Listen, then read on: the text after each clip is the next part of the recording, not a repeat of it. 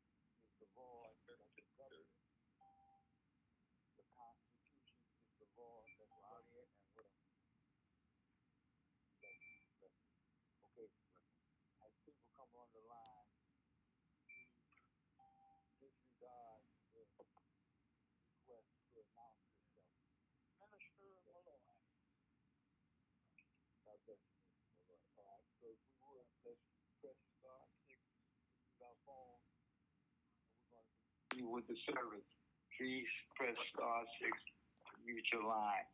We will continue. Again, what it says in the First Amendment of the United States Constitution, the first part of the First Amendment says, Congress shall make no law respecting an establishment of religion or prohibiting the free exercise thereof. So there's various laws that are written about other organizations and agencies within the United States. And what's written about religious organizations or religions is Congress shall make no law respecting an establishment of religion or prohibiting the free exercise thereof. Now that's any religion anywhere in the world. Congress shall make no law concerning that religion. And this is one of the reasons why, as ministers of your own religion or of a religious institution, be it a mosque, a temple, a synagogue, a house of worship, this is why you have diplomatic immunity as a religious organization. And there's no law written that can give you or take away your diplomatic immunity. Look it up for yourself. You'll see that the State Department does not issue diplomatic immunity to religious organizations. They have that automatically by being a religious organization. Just recognize that truth. However, you have to be able to express those rights in order to have them. And we understand that you have to know this truth. If you fail to exercise your rights, you don't have any. So now you know, wow, I have diplomatic immunity. How do I enforce that? Of course, that information is given to the National Noble Ministers Network and the National Ministers Health Network. However, you could always fall back on This is the first part of the First Amendment of the United States Constitution, which is the law. Congress shall make no law respecting an establishment of religion or prohibiting the free exercise thereof. This is one of the rights that we all have in America. And not only is it our right, but it is how the United States government has to act. The Constitution tells the government how it functions. And if it's not functioning the way the Constitution says, it is not functioning as the government. Understand that truth. We invite each and every one of you to our website at www.nationalministershealthnetworkchurch.net. Again, that's www.nationalministershealthnetworkchurch.net. And we're going to share with you, not tonight, but in other nights, we're going to share other websites that our ministries have that you could go and join and look at these other websites, and you'll see how much we actually do as a ministry, as a whole, as a network. And what we want you to do is to look at our website at www.nationalministershealthnetworkchurch.net and realize that you could create a website like that, or even better than that. And you could request contributions on your website from everywhere in the world. And here in the United States, those contributions are tax deductible because that's our right. Again, we're going to share some truth with you here tonight, which you may question. Please feel free to question everything that we say until you get your questions answered to your satisfaction. Realize that. I want us to really understand and interpret the First Amendment of the United States Constitution. Again, it says, Congress shall make no law respecting an establishment of religion or prohibiting the free exercise thereof. So I want to ask this question. I'm really not looking for anybody to answer it out loud, and I'm going to answer it for you. Who makes the laws in the United States of America? Who makes the laws in, let's say, the state of Illinois, or the state of New York, or the state of California? Who makes the laws in Puerto Rico? And what has to occur with all the laws that are made? All the laws that are made have to be in alignment with the Constitution. If they're not in alignment with the Constitution, then they're unconstitutional and they're not a law at all. So in the United States, nowhere can a law be made respecting an establishment of religion. Because if it is made, it's unconstitutional because of the First Amendment of the Constitution. Really breathe in and recognize that truth. And recognize that all parts of the government have to be in alignment with the United States Constitution. That's how it is here. That's why we are free. And of course, there was a time where people didn't understand this truth that I'm telling you. And there's a time right now where people don't realize this truth. But it's okay that they don't realize it. You realize it and you teach them this truth.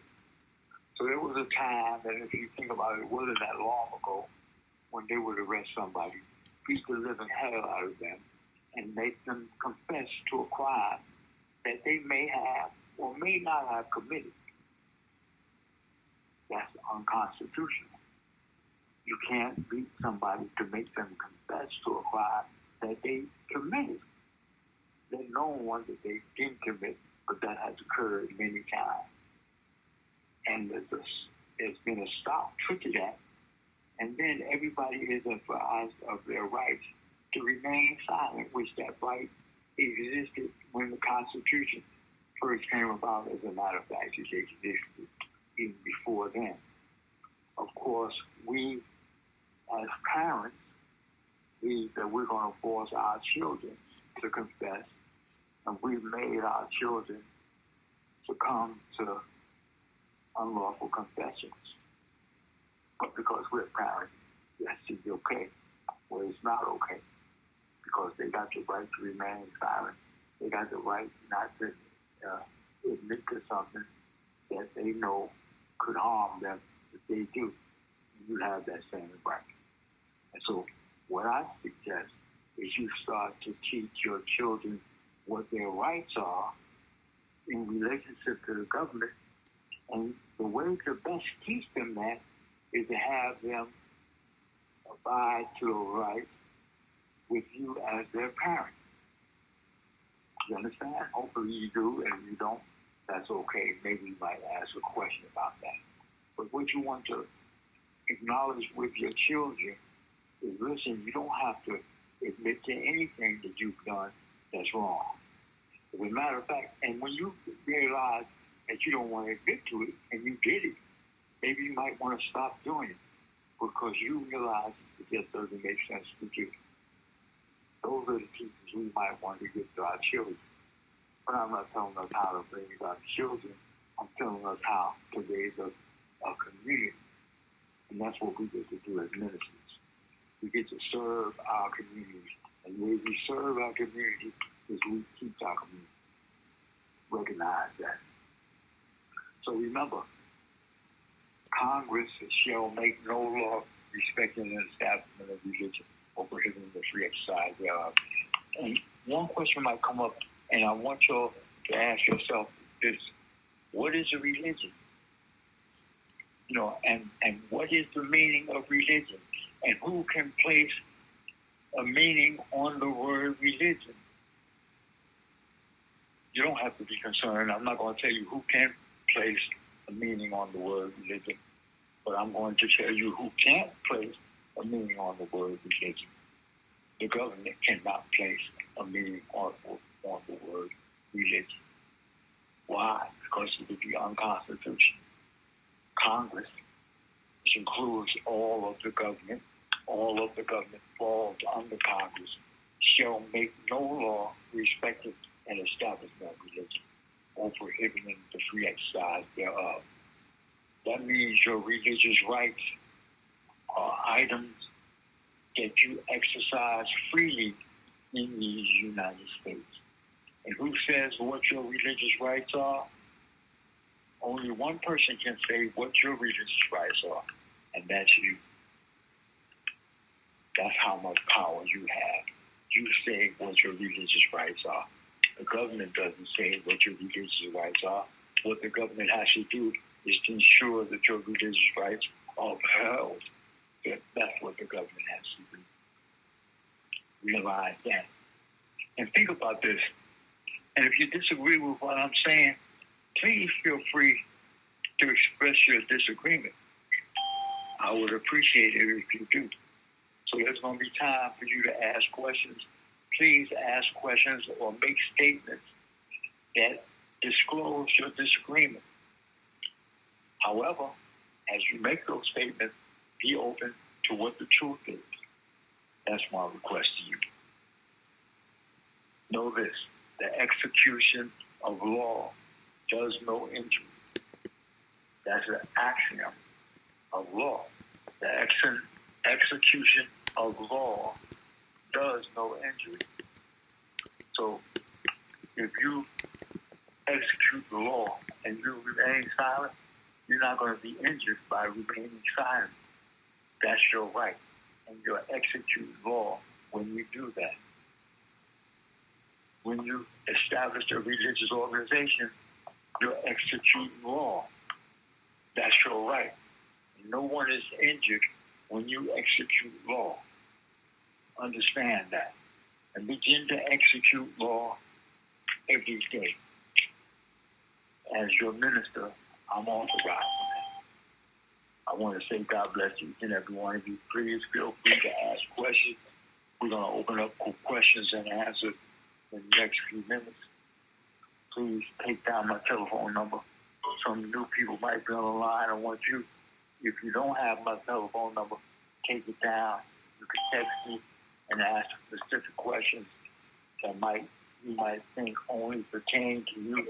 But any question that you ask pertains to all the ministers on the line. So feel free to ask them in private. My telephone number is 312-342-5722. Again, my phone number is 312-342-5722. We're going to have some time for some questions concerning our religious rights, where we can stand as ministers of our own religious organizations, and what we can do. Let me say this, and there has been some misunderstanding, and it's probably because of my inability to communicate effectively. So I want to straighten these things out. As a minister, you contribute money to your religious organization. All of the money that you contribute to your religious organization is exempt from taxes. And that doesn't mean that you are exempt from taxes. But the money that you contribute to your religious organization is exempt from taxes. As you contribute that money to your religious organization, when you file your taxes, you can let it be known how much money you contributed to your religious organization. And that money that you contributed is exempt from taxation. That's the law. What your religious organization does with that money is they use the money that you contribute to it for religious purposes. Now, what are religious purposes? That's what you say they are. As minister, you say what the religious purposes are that you utilize money for. Recognize that. So at this time, we have some moments for questions. Please feel free to ask any question that you decide. Thank you very much. Well, good evening. This is our minister, Mrs. Symphony Moore. And I want to say, first of all, thank you. I appreciate the opportunity to receive the information. My question is basically just for clarity purposes, because I've been realizing that depending on what state you're in, certain people don't actually recognize your stance as a minister. So they'll tell you, oh, well, the state laws say this, and then that'll be that. So my question is basically, okay, so if we know that the federal government is also a corporation,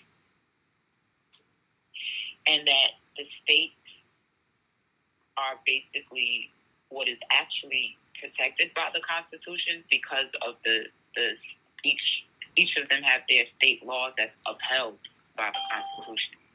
So my question basically is, okay, I don't know how to word it properly, but okay, for example, like to do a wedding, to ordain a wedding in certain states, as long as you're a minister, is fine. That's the only requirement, is that you're an ordained minister. In other states, though, ordination is not the only requirement to officiate a wedding, and you have to be you have to have some type of registration along with your being sanctioned by a religious organization. So for those states, because I think it's a list of like probably 20-something states that don't allow, that don't just accept your ministry, so that you have to be registered.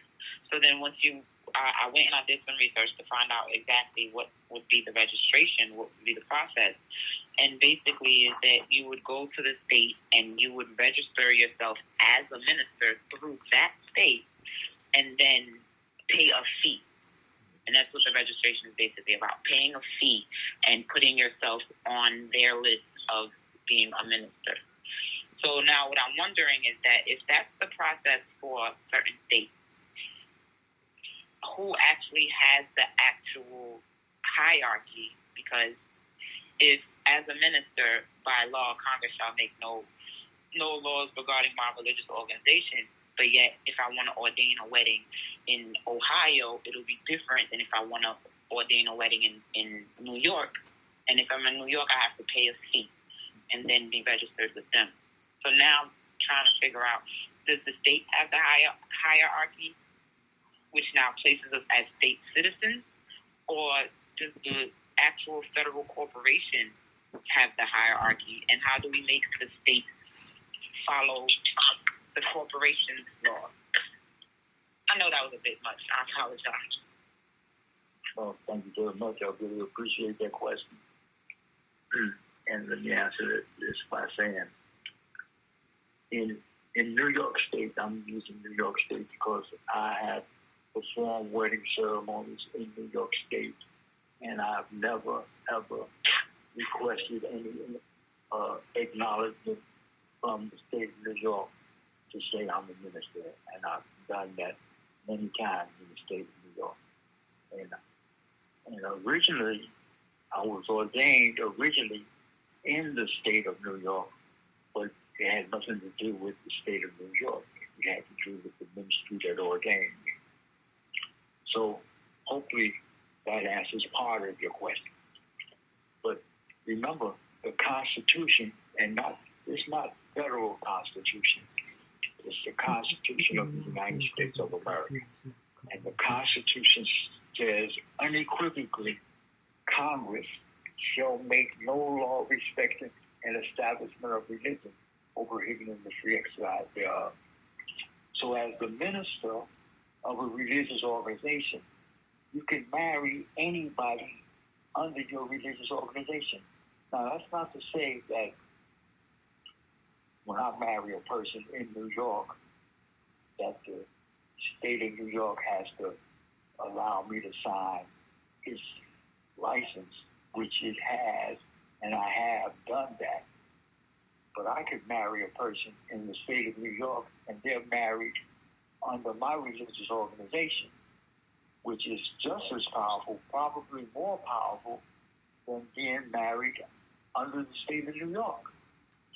And I'm not sure why do you want to, or why does a person who wants to get married want a relationship with the state of New York? And I'm not just saying the state of New York, the state of Illinois, the state of California, whatever state, because then the marriage is the husband, the wife, and the state. That doesn't make much sense. And in order for them, for that to be a contract, you have the husband, the wife, and the state. But when they get married in the Church of Self-Actualization, it's the husband, the wife, and God. And myself, as a minister, I just performed the ceremony. I'm a representative of God. The contract is between the husband and the wife. Of course, God is there, but it's not between the husband, the wife, and the Church of Self-Actualization. It's the husband and the wife. It's not between the husband, the wife, and the state of New York, the state of Illinois, the state of California. It's the husband and the wife. So we get to recognize that, and then we get to communicate that when we're speaking to people about getting married. You want to get married in the state of New York, I can perform that wedding ceremony for you. And as I know it, I could sign and have signed licenses or applications for licenses in the state of New York. And there's been no question those licenses have been given.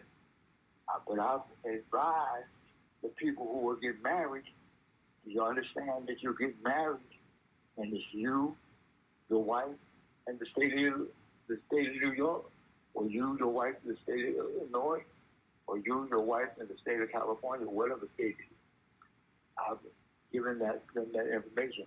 But I've married people in the state of Illinois, in the state of New York, in the state of New Jersey, in the state of Virginia. So there's a number of states that I've married people in. And I want you to recognize, and please advise me, if you have a list of those states that you requested some other information, let me know what those states are. And I like to communicate to those states because, again, if they're violating the Constitution, that's what they're doing. So here it is. If somebody decides to be married in a Catholic church and they have the minister that they want to perform this ceremony, and this person is a minister in the state of California, they bring this person in from the state of California to the state of New York. New York say that they're going to tell, well, you have to qualify as a minister here. I'm a minister in my religion in California. Why do I need to qualify? What gives you the right to oversee my ministry? That doesn't make any sense. But it's okay if people think that they can do that. That's all right. However, that's unconstitutional. Really, and that's what we get to do. We get to point out to those states that attempt to act unconstitutionally, and we let them know. And you're doing this, you're going to have to pay my religious organization because you're doing this. And so we have 10 religious organizations, and each of the 10 will have to be paid because one of them is being neglected from participating in his religion. That's the power that we have as this network. If we hear that somebody's being disregarded or their religious rights is being violated, they're violating our religious rights because we stand for other people's religion. Hopefully that'll assist you, but please feel free to contact me via text. I'll send you my email address, and please email that list of states that require or that request the information from the minister. Thank you very much. Next question. Do you mind if I chime in? This is Edward here in Massachusetts. Please do say, Edward. Thank you. Any ministers here. Also, it's a matter of standing, okay? The separation of church and state is instituted for a specific reason. The states of are all incorporations with EIN numbers and DUNS numbers of their own. So the only interest they have is making money. And we have to stand on our religious rights and B, constitutional rights, both in front of these folks, on solid ground, that we tell them we are not subjected to your rules and regulations according to our Constitution, Article 1. And God is the hierarchy here, not you. God put us in place, humans, on this earth to rule it. And government cannot rule man. We created the government. Government cannot rule us. We rule them to begin with. And then two, being a minister, there is a separation of church and state, so they cannot tell you what to do. And again, that's where our fee schedules do come in for them violating our constitutional rights as a religious organization. And when you stand on these principles, they only have one option, and that's to back down. Thank you very much. You're welcome. All right. Next question. Good evening, Minister Gradie. This is Minister Dix. I have a handful of questions for a couple new friends I have on the call tonight. And so the first is a few of my friends are forced to wear masks when they either go to school or go to work for a public business. And if they're a member of a religious organization, or if they become a minister and create their own, how can they use their religious organization and exercise their right to still go to school and to still go to work without being forced to wear a mask? Thank you. You're welcome. All right, and let me answer that question. So the mask, I have my own opinion about the mask, but I'm going to lay my opinion to the side and say that these organizations or institutions that require the mask to be worn, the question is, what's the safety in it and what's the proof of safety in it? And if they're not wearing a mask that they're breathing oxygen through, there's no safety in it. If you got a piece of cloth over your face, that's not keeping viruses out. Well, we know that.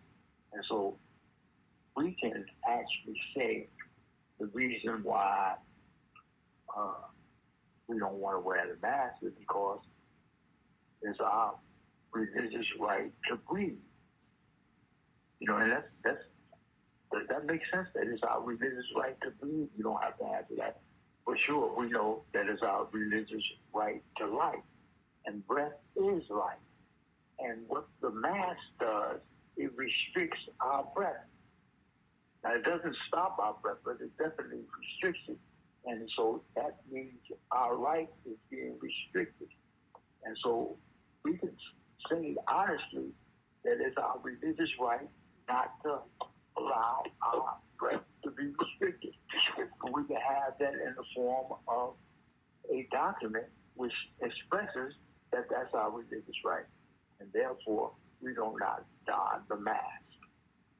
And that has to be accepted because that's our religious right. Now, if necessary, we'll stay 6 feet away from other people because supposedly that's enough distance to keep from spreading anything. So we don't walk up closer than 6 feet to people. And we could do that without having our rights invaded. So hopefully that answers that question. But please, you can tell your friends that they could call me individually at my telephone number, which I gave out. I'm going to give out one more time, quite a few more times. 312-342-5722. And let me say this. When we write affidavits can be presented in court because it's a sworn statement by you. You don't even have to go to court. You can present your affidavit without you being there. But you can make the affidavit more solid through what we call the affidavit process, where you establish the affidavit, you send it to the people who you want to recognize this as truth. And if they don't respond to it and reject it, it becomes true between you and those individuals. Okay? And so you could do it through, like the gentleman who was on the phone earlier was saying, that various states are actually corporations. That's what they are. So the state of Illinois is a corporation. The location, Illinois State, is a location. But the state of Illinois is a corporation. And the corporation has no power over the religious organization or the religious institution or the religion. And that's solidified in the First Amendment of the Constitution. And so that business is incorporated in the state of Illinois, the state of New York, the state of California, the state of Indiana, or whatever state is incorporated in. It's under the state. Again, the religion or God is superior to all of that. And we recognize that. And we don't submit to anything less than God. Really. And I want each of us to incorporate that truth into our lives. Stand on our belief. our God-given brief, not to hurt anybody. Again, the execution of law does no injury. So you're not injuring anybody by executing the law. As a matter of fact, you're keeping others from being injured by executing the law. Next question. Thank you. That was great. The next question is, how do we officially begin or create this organization versus an LLC or a 501 corporation? And the second part to that is, as an individual, how do I do my taxes differently? And do I also file taxes for my religious organization? Thank you. Beautiful. Okay. Reverend Dr. Dix, let me first say, you definitely don't want to create your organization in such a way that it falls under a public organization. You want to be private, because as a private organization, your organization has its own rules. As a public organization, it has rules that fall under the government. As a private organization, you're not under the government. As a religious organization, you're private and you're not under the government. But if you decide to incorporate, what you do is you pull your religious organization out from the private into the public. So you actually submit to the rules of the government when you create your organization under the government. And hopefully we can see that clearly. So if I create an organization and it's private, it doesn't have anything to do with the government. And the rules that run the organization are the private rules that I have. And I function through my private rules. However, if I incorporate, and most organizations today run down to the various agencies and they incorporate. And when they incorporate, they fall under the rule of the government. And then the government has jurisdiction over that organization. The government has no jurisdiction over a private entity. None. It doesn't have to be a religious organization. It's more powerful if it is a religious organization. But it doesn't have to be a religious organization. It's private, and therefore it is out of the jurisdiction of the government. And your religious organization is private, out of the jurisdiction of the government. And as an unincorporated association, the unincorporated association can't even be taken to court because there's no entity, so to speak, that can be identified as this is the entity that would take to court. Now, they could take individuals within the association to court, but if you do like I did, I've given all of my money and everything I own to my religious organization. So I don't own anything. They take me to court, they wouldn't get anything. They ain't get their body because my body is owned by my religious organization. Because I submit clearly to my religious organization. That's what makes sense to me. Now, it might not make sense to anybody else, but it makes sense to me. It's something, and this is kind of comical, but it's true. When I die, all of the clothes that I have, all of maybe one suit, maybe a little bit of jewelry might be buried with me. Probably not, because I believe I'm going to ask. I've already asked to be cremated, and I don't need anything to be burnt. I don't need the clothes to be burnt. So the clothes that I usually wear are going to be given away. I'm not taking any of it with me. So why should I be attached to it now? If there's something that occurs when I die, if there's some mental life or some emotional life that continues to exist when I physically pass. I don't want to be attached to a pair of shoes, or I don't want to be attached to anything. I just want to be able to go to the next plane. Now, that's my personal opinion. So if that's the case, let me let go of everything now while I'm still here. Let me not hold on to anything. Let me detach from everything. And the more I detach, the freer I am while I'm here now. And if you can understand what I'm saying, I'm pretty sure you can realize that makes sense. Imagine, and I realized this once when I was in New York. I tell this story sometimes. I'm going to tell you about it. I think I was 50-something years old. And this was like 18 years ago, maybe. And I was coming home from a Chinese restaurant. When I say coming home, coming to the place I was staying at the time. I was staying at my sister's house. And I was walking down Marcus Garvey Boulevard. And a couple of young black guys were walking behind me, laughing and joking. I said, oh my God, let me get ready for when I tag these guys. I could give, I think at that time, I think I could give 3 minutes.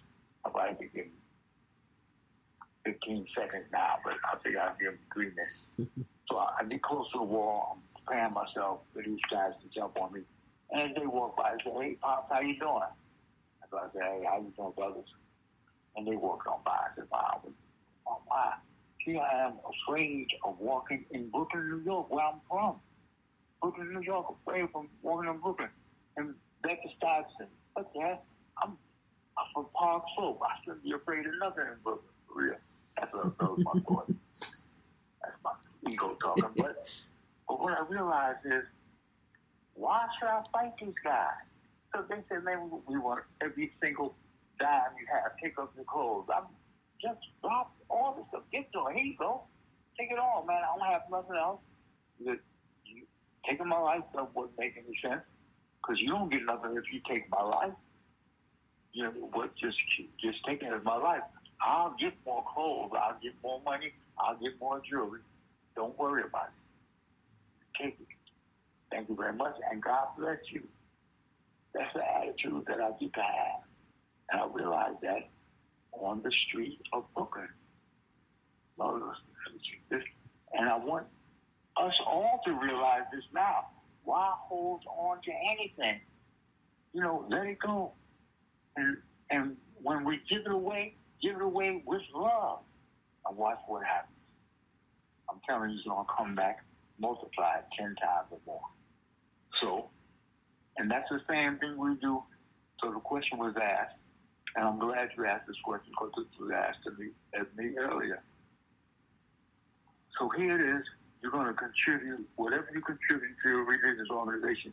Now, how can you do that? You can do it through the form of an affidavit. An affidavit is a sworn statement of truth. It says you're giving $100,000, $10,000, $10, $100, whatever amount that is, to your religious organization. That affidavit is a receipt. And you could get the receipt from the religious organization also. But you have a sworn statement that you give this X amount of dollars to the religious organization. That sworn statement can be utilized in preparing your tax, but not in preparing your taxes, but in an audit in the future. Oh yeah, here's where I contributed $10,000 to the Church of Self-Actualization. Here's a notarized affidavit that I contributed this.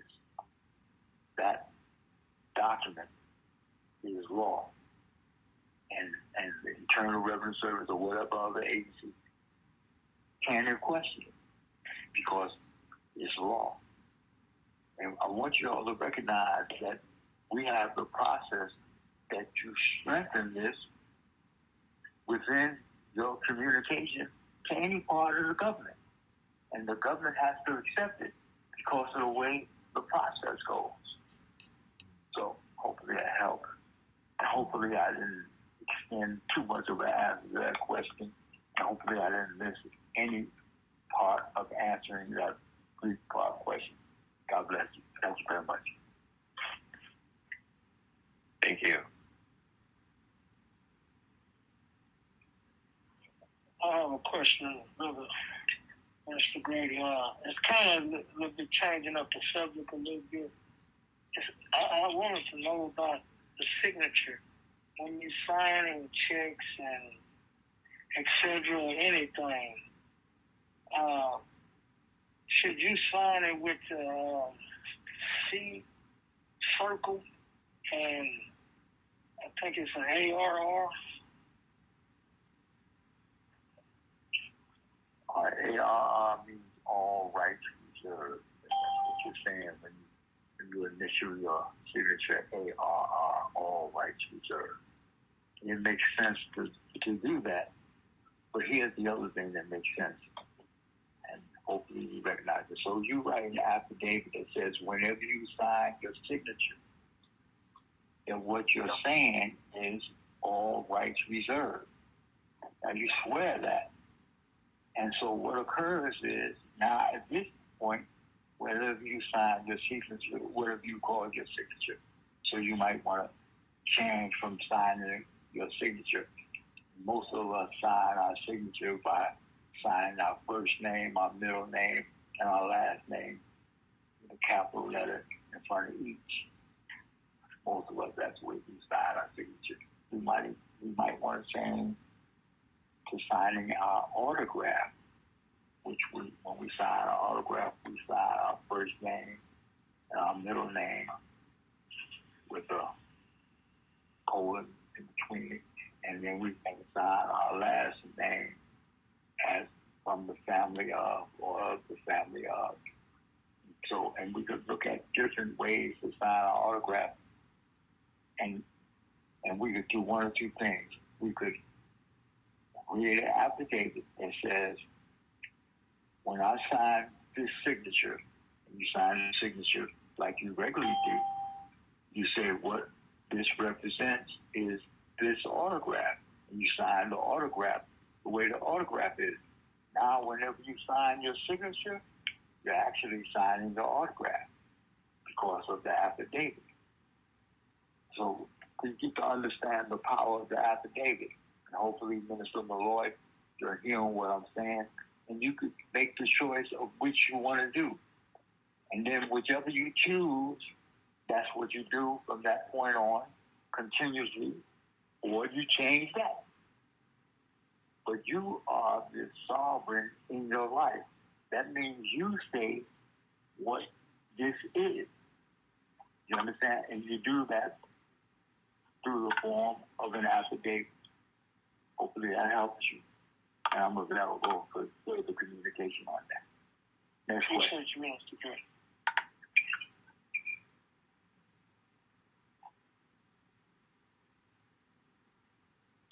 And I have a question about affidavit.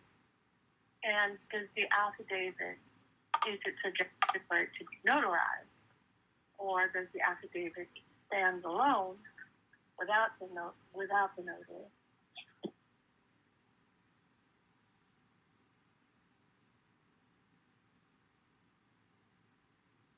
I apologize. Someone was calling me on the other line.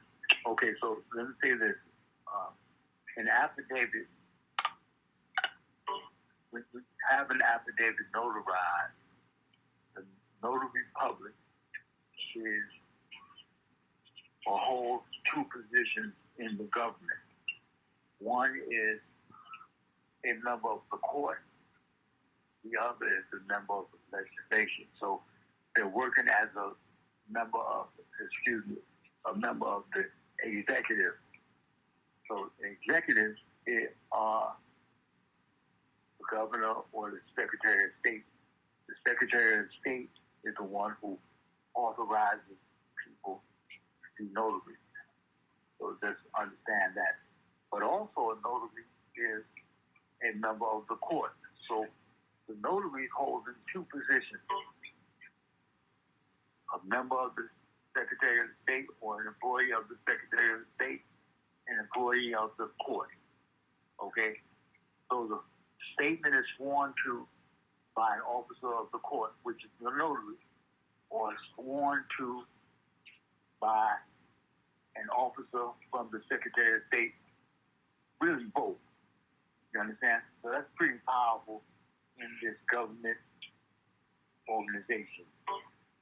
Whether it's California, New York, Illinois, Florida, or what, the notary is a member of the court in those places, or a member of the Secretary of State in those places.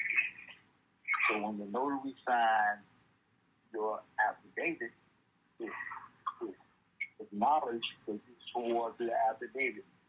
So understand this the person that I've given this money to this religious organization, or you said whenever I sign my name,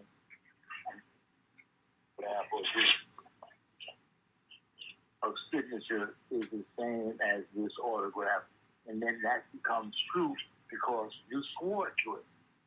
Okay. Now, you can also have three separate individuals sign a document, which is notarization also. Three separate individuals sign as witnesses to the document that you sign. So that means that three people are seeing you sign this document at the same time. Which that takes a lot of doing to get three people to be there and get your name. It's not something that's done easily. And that's why it's valuable when you do that, because you got to commit to be there while you sign your name. And then these people sign before you sign your name. That's as appropriate as having one person who has this in the government. When I hope you guys have first out there. So this thing is to have it notarized by the notary public. You have that one of all you got to do is witness and they don't have to you don't have to put your hand the right hand over your heart or anything like that. You just sign and they just sign it, you know. But this hopefully you have that question. Next question. Thank you, Minister Partlow. There was a little bit of your answer was broken up, and so it wasn't coming through clearly. But what I received from that, I feel the heart of my question is, by having a notary sign it, it's just a witness that is a representative of, say, the state, that's saying that that is being received or accepted. So it seems like it is to the benefit to have something notarized. And that's what I'm seeking to confirm. Is it beneficial to have something notarized? Yes, that's correct. Oh. Yes, that's correct. So when you have it notarized, it's as if you went to court and let's understand what happens when you go to court, right? So let's say you're a witness in court, and you get on the witness stand. What occurs is you swear to tell the truth, the whole truth, and nothing but the truth. Well, the truth is not always told, and the truth has things missing from it. But because you swear to it, somebody could be put to death or put into jail for the next 30 years because you swear to it. That's the power of the affidavit. You understand? And so when you swear to something, and that's it's against religious law for you to swear to an untruth about anybody. So when you swear to it, there's a lot of credit that's applied to what it is you say that you swear to. And when you get something notarized, it's a sworn statement that you end up getting notarized. So that makes it really powerful. Understand? So you're definitely correct. However, those three signatures make it just as powerful. And I don't know how make that point more clear than that. But if you get three people together to sign something saying that they witness you signing it, that's pretty powerful in itself. That's more powerful than going paying somebody $10, $5.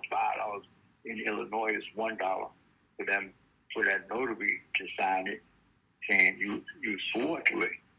But because they're a notary, that makes that powerful, because they have been employed by the Secretary of State and the court.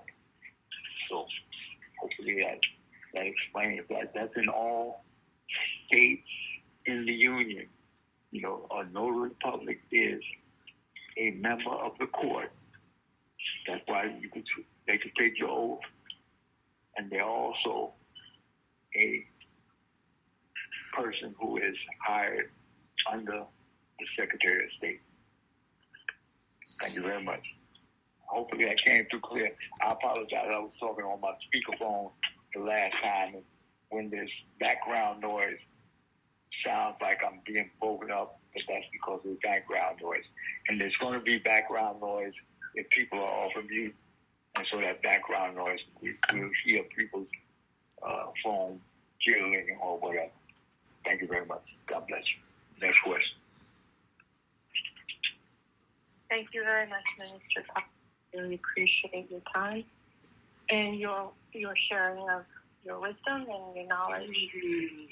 I just would like to add that for those people, now I know this is true in the state of California, but for those people who have bank accounts in banks such as Wells Fargo, the notary service is a courtesy and it is free of charge. So that may be of help to others out there who have accounts with Wells Fargo. It may be the same for other banks as well. Thank you very much. I hope that helps. Thank you, and that will help us. Thank you very much. So hopefully people hear that at the various banks that we use, notary public services are available and available for free. So let's utilize those services. God bless you. Thank you. Next question. Greetings. I have a question, Minister. This is Aina.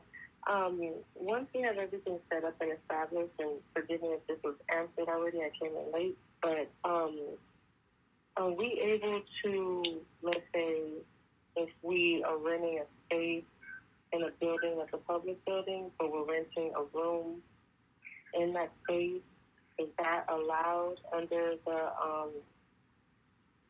what is it, the PMA, or, are we allowed to do that, or is it best to just have your own complete space and not be in a space with the other people that are operating under LLCs or licensed practitioners, etc.? Thank you. Thank you for that question. That's a really good question. So let me answer it by saying this. The first time that I went to an organization that introduced becoming a minister and having my own religious organization, it was in a hotel in at JFK Airport. It's a hotel at the airport. And so it was now, and churches meet in hotels, in big hotel ballrooms. Churches meet. And if you want to go to a hotel on Sunday, and you'll see a number of churches meet in those hotels. And is it okay? Yes, it's definitely okay. Why is it okay? Because Congress shall make no law respecting the establishment of religion or prohibiting the free exercise thereof. You could meet in the basement, in a bathroom, in a banquet hall, in a American Legion Hall. You can meet wherever you want to meet, and where you meet is protected as a religious organization when you meet there. You can put a sign outside the meeting saying, religious meeting, do not enter. We got to understand the power that we have as a religion. I'm going to say it again, and I'm going to say it many, many, many times, and I want you to start identifying and saying this: Congress shall make no law respecting an establishment of religion or prohibiting the free exercise thereof. You can meet anywhere. And don't let them tell you, when I say them, I'm talking about the government. Don't let them tell you, oh, no, you can't meet here. Pardon me? This is my religious organization meeting.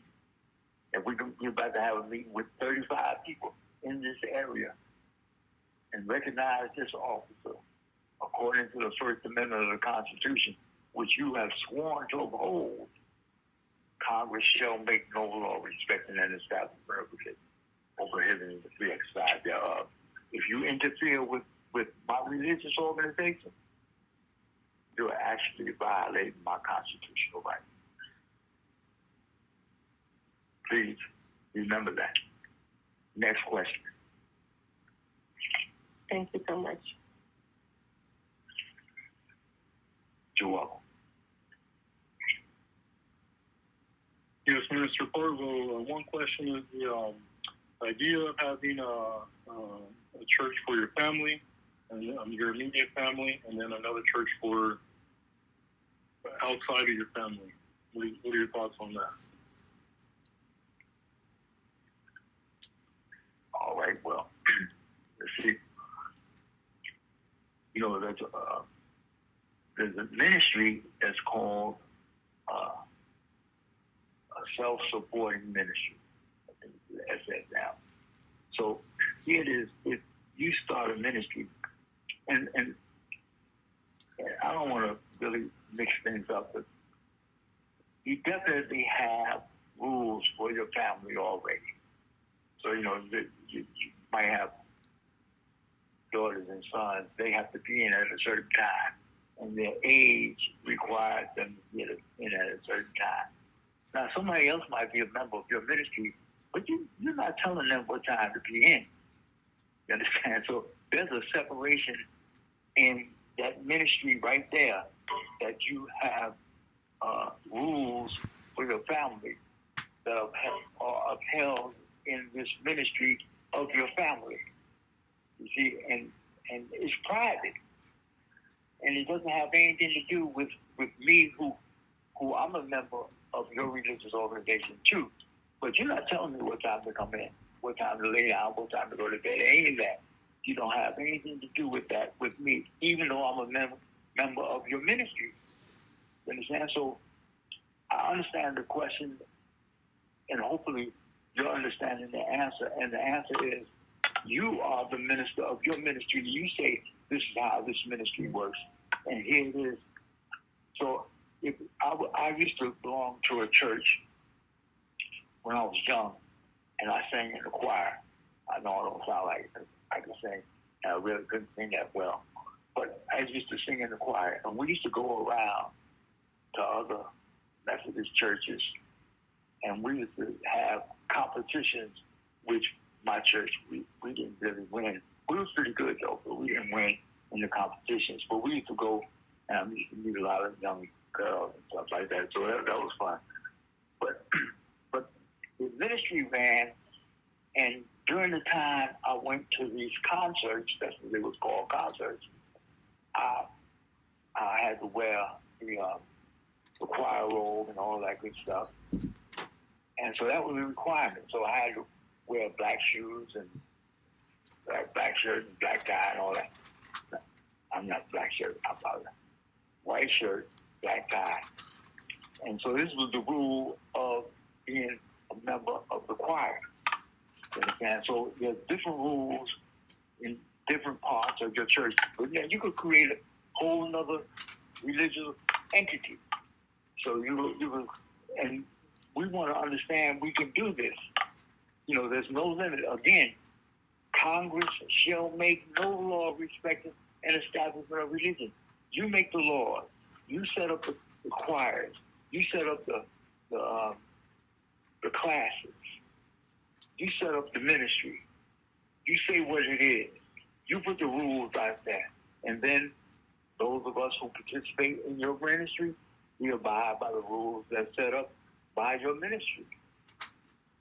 You know, and of course, you want to make the rules so that we want to follow them. You don't want to make the rules so stringent that we want to rebel. You want to make them so that we are included in what's going on. And then we do what we do in the ministry. Hopefully that helps. I've been speaking for quite some time. We're going to have another call on Thursday at 6:15. Please invite your friends to the call. Get this information. It's religious information. And what we want to recognize, too, is that as ministers, we want to invite people to our religious organization so they can create their own religious organization, so they can live free through the religious rules that they make up for their religious organization. I love each and every one of you. I'm going to remain on the line. Please, people don't be hanging up, and some people have hung up already.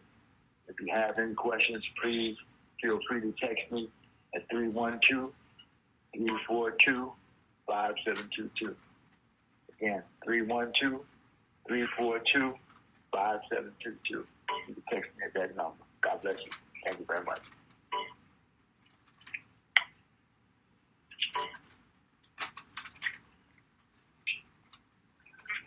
God bless you, and thank you very much. Thank you. Minister Gradie, take care. I'll talk to you pretty soon. Thank you, Minister. Thank you. Thank you, Minister Partlow. Thank you.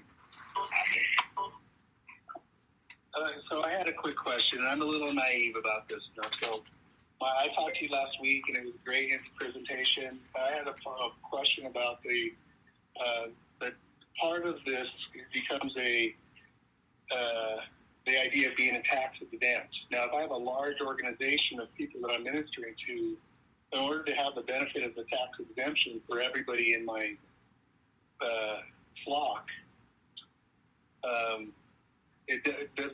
they would all have to contribute to my 508c1a, but do they necessarily benefit unless they have their own? Okay, that's a good question. So let me first say this. If I gave you, let's say I have $50,000 to my name, that's how much money I got, and I give it to your religious organization, am I going to benefit from giving you $50,000 and that's all the money I have? That's my question. Well, I would think that would be a pretty substantial donation. It definitely will give a substantial donation. Now, my question is, am I benefiting from giving you that $50,000? What do I have once I give you the $50,000? I think only if I can give it back to you tax exempt. Right. But now, and which you can lawfully give me the $50,000 back. But what did you gain from it? You didn't gain anything from it. So, and I understand the questions you're asking me, and I'm trying to answer the question so that you recognize, oh, that don't make any sense. No, it don't make any sense for me to give you. I'm sorry? Well, I mean, I would feel good that I was helping somebody. If I didn't get anything really in return, then, I mean, the whole idea is that my whole community would feel like they could invest in this, get their return on investment by not having the tax exempt status because they're part of this ministry, and get their funding back and say, hey, thank you, and the funds go through, but as a pass-through transfer, basically. There would be administrative work. You would think there would be some kind of compensation for that, but much less than the tax itself. But other than that... Okay. And you're right. So if I gave you the $50,000 and you gave me the $50,000 back, now the fact that you're giving it back to me, I don't have to list it as income because it's coming from a religious organization. So now the money that I gave you is exempt from taxes, saying I get to write it off of my taxes, and which is great for me. But you did some work because you had to do the work in order for that to be done, and you don't get compensated at all except for whatever spiritual compensation you might receive, which could be great. However, you don't get any financial compensation for it. And I get my $50,000 back, and so let me just say this, $50,000, the taxes on $50,000 is probably about $15,000. So I got a $15,000 savings. You didn't get nothing. That doesn't seem fair to me, for real it don't. Now, if you want to say, hey, and you could do the same thing that the National Noble Ministers does, or the National Ministers Health Network does, and you could do it and get the same contribution we get, or you would create your own form of contribution, and that's fine. You know, you can do that, and it would be, the government can't have anything to do with it. However, it makes sense for you to do that so that you're getting some compensation from it, from establishing it for somebody else, and then somebody else can do what they want to do. That's what makes sense. And so that's what it is that we're teaching. Now, can you accept the contribution of $50,000? Yeah. And can you be giving, if somebody who has millions of dollars, they can give you $50,000 with no problem. That's great. But if somebody gives you $50,000 and you give it right back to them, and there's probably some real good that could come out of that. But I can't put my finger on it right now, and it would be hard for me to explain to somebody how to make that contribution. You know, but right. Well, it would really be trust based. I mean, somebody would have to trust in you that you're going to actually get the funds back. And I mean, in a sense, that's faith-based organization right there. But I understand what you say. So that was a question I was having. So it makes sense that everybody essentially established. I'm not everybody, but you know, in small groups or within families or households, or within a consortium of close partners, you know, that would make sense, right? Oh yeah, and let me just say this: when I say everybody, of course, there's going to be plenty of people that, oh no, I can't do that. No, I can't take advantage of God. Which how the heck can God be taken advantage of? But some people will have that feeling, and so they're not going to do it, and that's okay. You need to understand that's their belief, and they have a right to their belief. But then there's going to be people who believe, oh, this is great. This just makes all the sense in the world. I'm going to start my religious organization. And then what I'm going to do is to help people with my religious organization. And then they're going to do that. That makes sense, in my opinion. And for me, it makes sense for everybody to do that. You know, it really does to me. However, I know that everybody's not going to do it. It's okay. It's all right. So, right. I agree with you. It seems to make sense on the level of that percent level of participation for all the benefits that actually you start to look up the path. So, from the IRS perspective alone, it seems to make a lot of sense on a micro level for individuals and small groups in particular that are familial. So. I do agree with that, but on a larger level, if I'm a large church and I'm Joel Holstein, not everybody's going to get the benefit. It's mainly going to be the biblical donation, church, time, you know. Yeah, and I agree with you. Let me say this, and I definitely look at what we call videos from Joel Holstein. I see that this man, this minister, gives his services to a lot of people. And those people who are members of his church, they need some sort of compensation by being members of his church. There's no doubt about that. The same thing with a minister who's dead, Reverend Ike. Look at some of the videos that they have about Reverend Ike. And so I don't think that members of their religious organizations started their own religious organizations. Then some of them have. Some of those ministers have had ministers that started their own church. But they didn't start it with this information that I've given. and they probably learn information that I don't even know. And that's a good thing. You recognize this, that you're going to learn information that I might not know. Hopefully, you'll share it with the network. Then all of us will know that information. That's why I created this. And this is something that came to me from the way I see it from God. I'm sharing it with you from God. Hopefully, whoever you share with, be sharing it with the same feeling and the same interpretation, and you share it from God. Wholeheartedly and with the same Lord. I think that's exactly how I see it. So I thank you very much for the information once again. I appreciate it. All right. Thank you. God bless you, brother. God bless you. All right. I'll be on the line.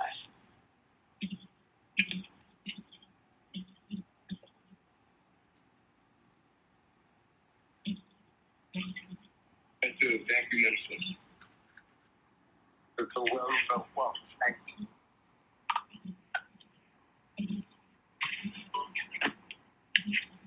I'm going to have to sign off. Somebody give me a call. 7:30, I'm going to have to sign off. But please be on the call on Thursday, 6:15.